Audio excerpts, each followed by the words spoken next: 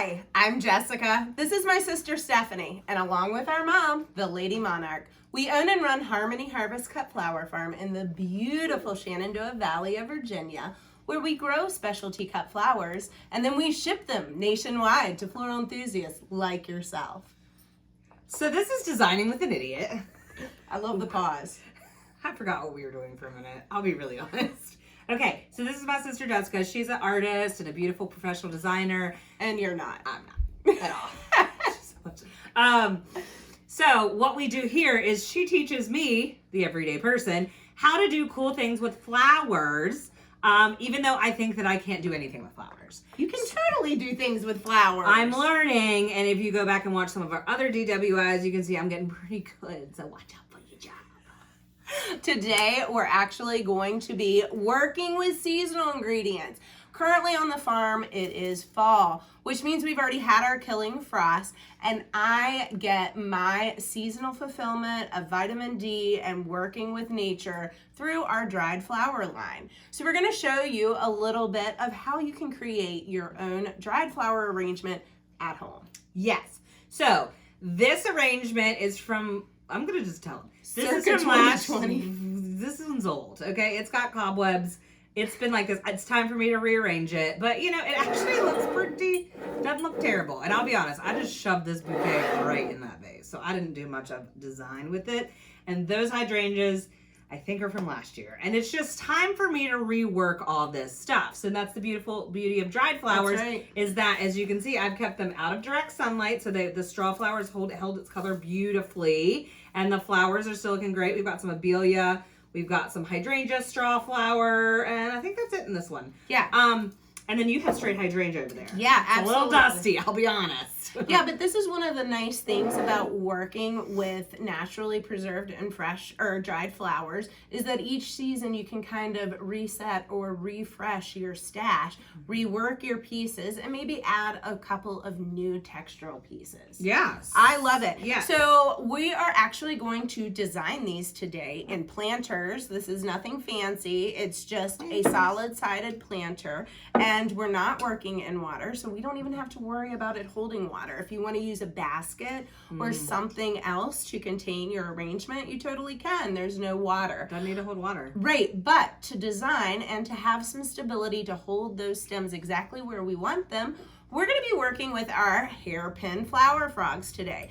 I love these, and we get asked a lot if these work well and dried. The answer is totally yes, and we're going to show you how today.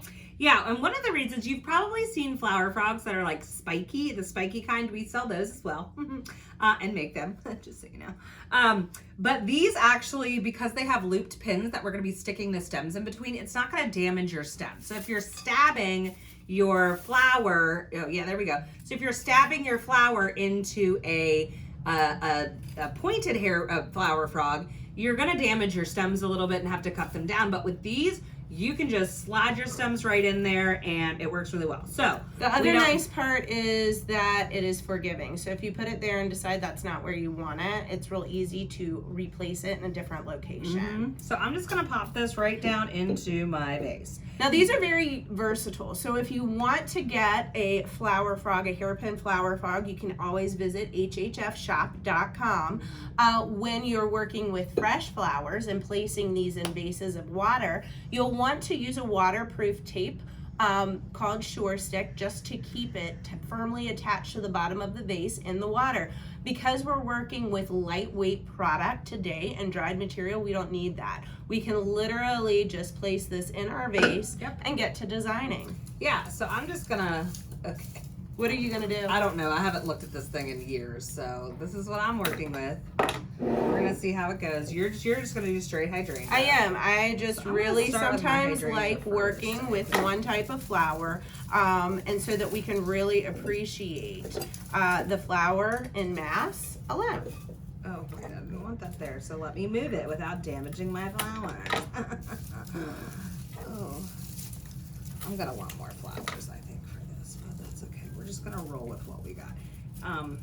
And here's a pro tip. When you're designing on camera, You know what else is nice? Look at how open. Like you really don't that's see. really nice, I actually. only have a few stems in there. We can really appreciate the line of the stem. They kind of float in that vase, which is great. So you do not have to feel compelled to stuff and cram this full. Having some airy pieces to a design makes it feel totally natural. And trying to This fell elevate. off. That's okay. I'll save this for another day. Another day, another I'm design. actually, I think, gonna go with. I'm not even cutting these. Maybe I should have cut them a little bit, but who cares? I don't know what's happening. It's over my there. world, and all of y'all are just living in it. Yeah, this is feeling good. This is feeling I love good. it. Yeah, and the cool thing too is that, you know, I probably needed more flowers for this vase. And I would also recommend working in a space that you can get dirty. That really, oh, thank you, sister. Teamwork. Yeah, I probably would want more flowers. Aren't these hydrangea for this vase, beautiful? but that's okay.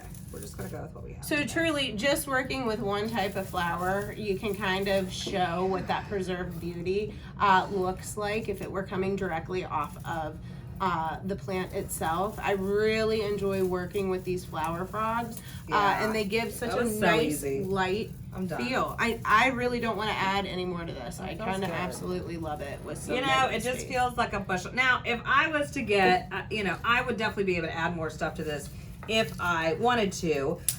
We actually sell a fall collection and a spring collection and a summer collection of dried flowers. That'll give me more flowers. I was working with a dried bouquet that you can find those on hhfshop.com or on Etsy from us.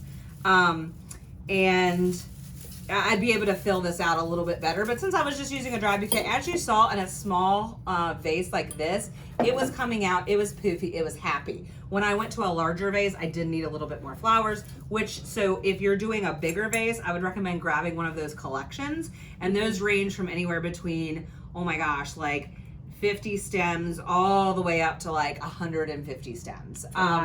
Yeah, so you can get a variety of those, and they come in just a different assortment of flowers. Again, you can find those at hhfshop.com or on Etsy.